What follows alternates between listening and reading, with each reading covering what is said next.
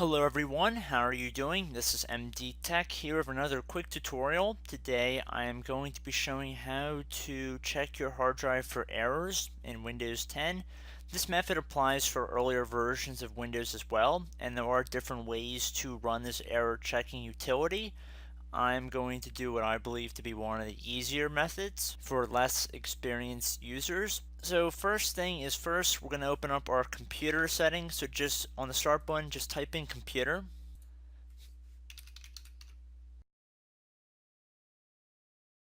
And then left click on this PC, which is a desktop app. Under devices and drivers, select your main local disk. Most people it'll be the C drive. So right click on that. Left click on properties. Left click on the tools tab. And then there'll be an error checking section in which you can check the drive for system errors. Left click on check. Here we can left click on scan drive. Now there's a different method to scan the hard drive that you can use a command prompt to access, and that is definitely more in depth than this one, but this should be a very general error checking program that you can use.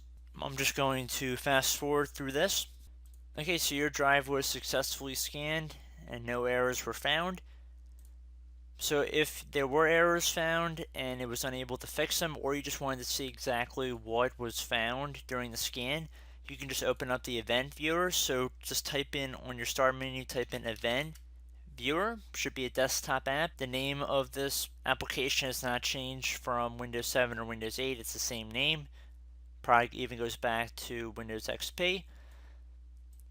So if you open up the event viewer, I'm just going to blow it up full screen here so everyone can clearly see it. Just click on Windows Just go on, and then under name, next to application, double click on administrative.